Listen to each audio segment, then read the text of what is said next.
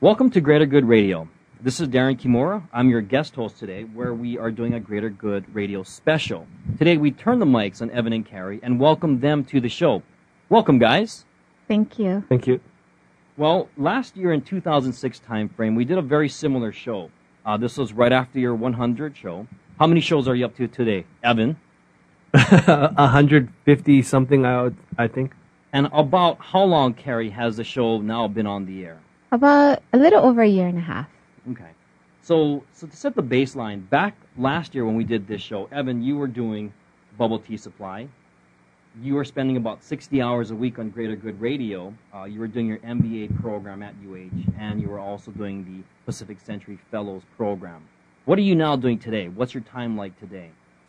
I am done with the executive MBA, also finished with Pacific Century Fellows. So we're probably spending about, I am probably spending about 50-ish hours on Greater Good related type stuff per week, I would think. And then the rest of the time would be community organizations and so on. Okay. Hey, Kari, last year when we did this show, you were teaching, you were working most of your time on bubble tea supply and about 10 hours on Greater Good related activities. What's your life like today? I compartmentalize my day usually. So I can't really give you like an average of hours. It just kind of depends on the day.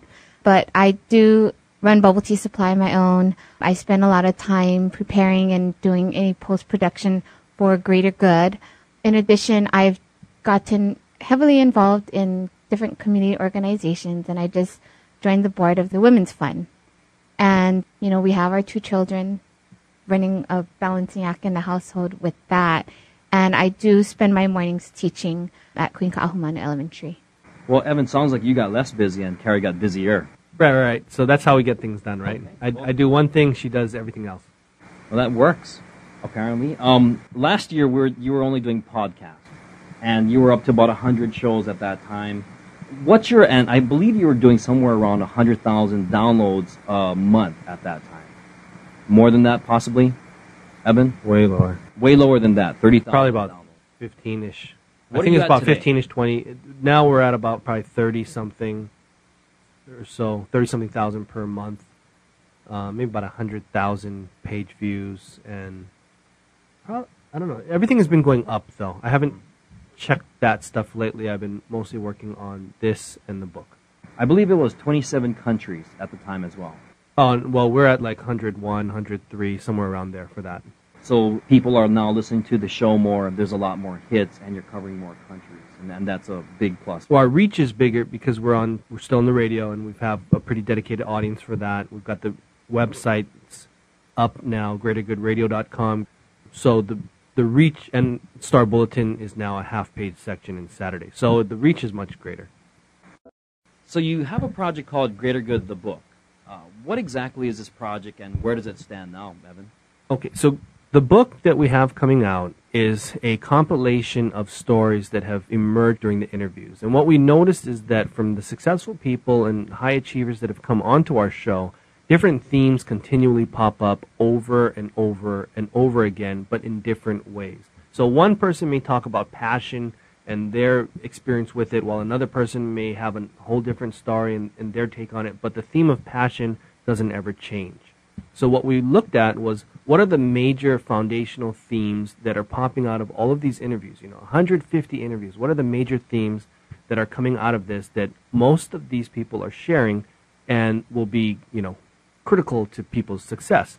So we narrowed it down to 7 primary themes, and we pull stories out of the interviews, as well as various quotes, and then we have kind of a little fun and interesting piece that we put with the quotes. So what you'll see when it's done, when we launch this thing somewhere toward the end of the year, is going to be a 200-some-odd page book that basically by the time you're done with it, you should have a really good idea on what the foundations of success are.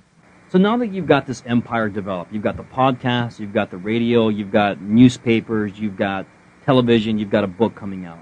What kind of accomplishments, what kind of achievements have you had? What kind of awards have you amassed over the past year? I know, for example, you were the recipient of the SBA Award for Media, I believe it is.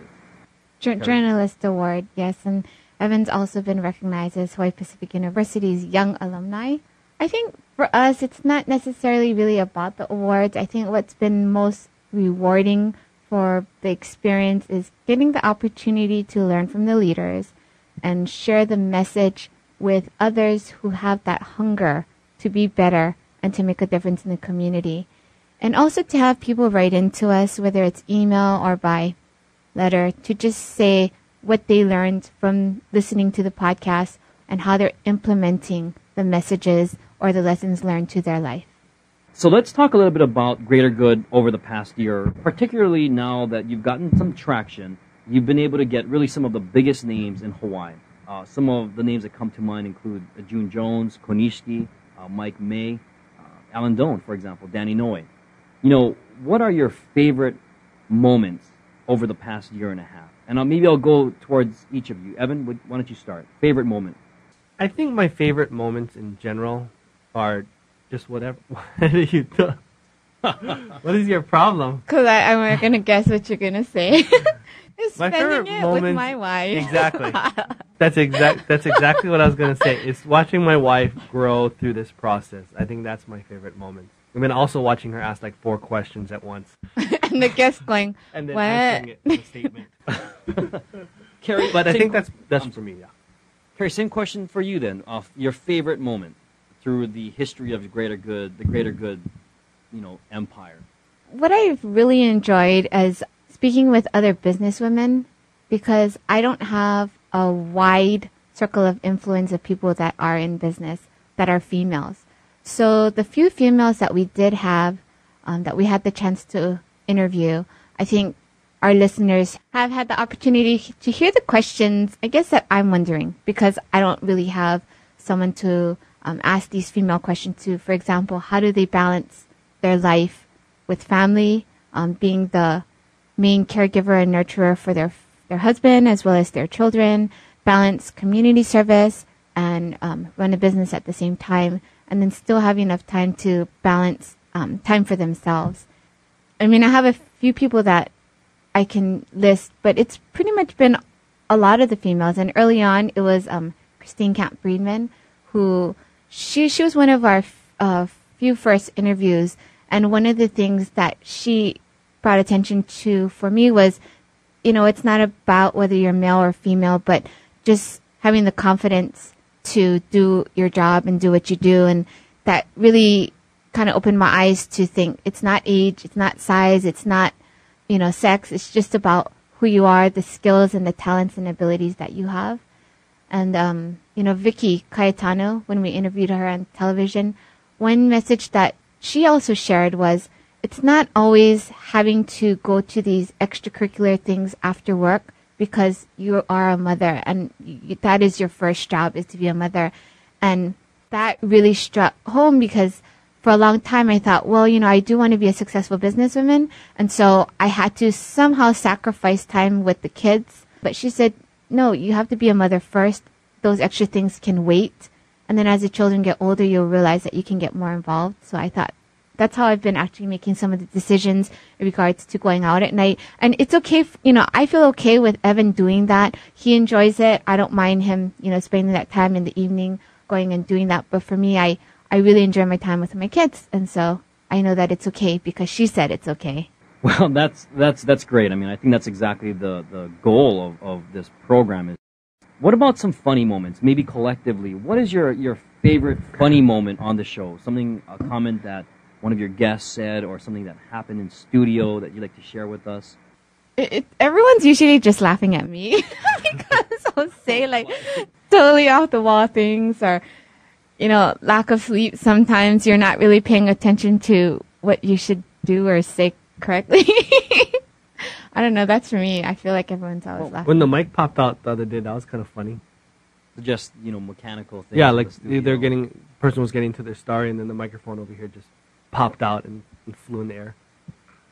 That was kind of funny. Well, Evan, let me ask you then. Share with us a touching moment that you've had on the show. When you had a guest who was sharing a story and maybe just broke down. Or maybe you just broke down. I break down every day, Darren. I think one moment like that is when June Jones was talking about making the move from San Diego to Hawaii, talking about how faith played a big role in that, and then he started tearing up. I didn't know if I was supposed to hug him or what. One moment that I appreciated was when we interviewed Robin Campagnano, and he was so candid and so open and honest to share with us. He said that one thing that he had a difficult time doing was balancing his family and his work. And he had shared a story about a time when he had come home from a long trip, and he had been going on several trips. His wife said, "Don't come in the garage yet, and the kids have something to show you." And what happened was the two children rode out of the garage on two-wheel bikes, and he was like, "Wow, when did that happen? When did they learn? Who did they learn to do that from?" And she explained that they had been at the park, and the custodian had taken the training wheels off for them and had taught the children how to do this. And it really put things into perspective in regards to priorities and what he was doing. And he was supposed to go on another trip the following day, but he did cancel his trip to spend more time with his family. And the reason that really touched me is because, we haven't necessarily aired it for a lot of the gentlemen, but a lot of them did mention that they sacrificed their time with their family to get where they are today. And, some of them are making up time with their family now, which is really great. But for me, that was really nice for him to just share that, because it's a message for the generation coming up that, you really need to make the time and figure out what your priorities are. Evan, what about an unusual or unexpected moment on the show when someone maybe said something that you completely didn't expect to hear, and you just kind of said, whoa?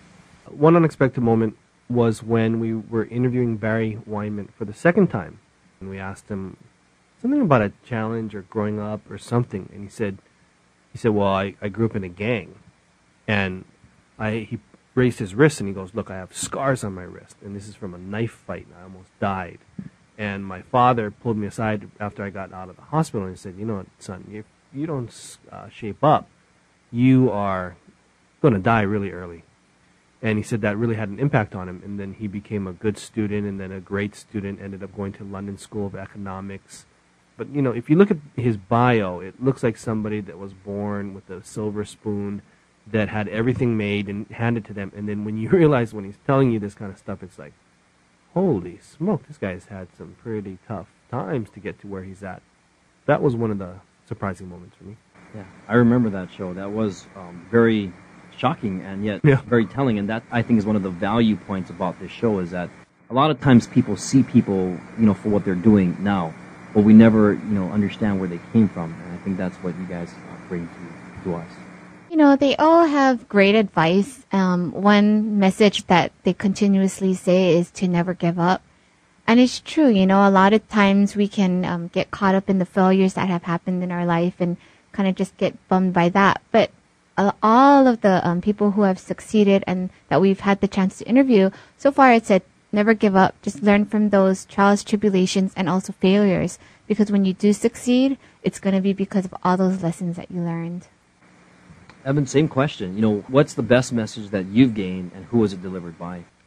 I think the best message, or the one that hit home the most, was probably the message that Dwayne Carisu had given me initially, which is to utilize your business or your time and so on to help the community, because that's been the crux of a lot of what we've been doing, and kind of a turning point in terms of how we think about things. So I think you go all the way back, and I think that would be probably the most meaningful one to me. What's the most popular show that you have? The one that people keep talking about and go, "Hey, I remember that show from so-and-so, and wow, that was really something." Without a doubt, Darren Kimura. That was a good show. But I mean, there must be one show that, I don't know. I looked on the most popular on the website recently, and Darren Kimura was up there in the top 6. So either you're listening to it a lot yourself, or somene's listening, because that was up there. I think the top one on that list, though, is probably still Dwayne, right? Probably Dwayne. Yeah, I think he's been the top on that for years now, a year and a half. The continuous top ones were like Alan Wong, Dwayne Carisu, Tiffany Tanaka from We Sell Things From You. I think Patrick Sullivan was up there.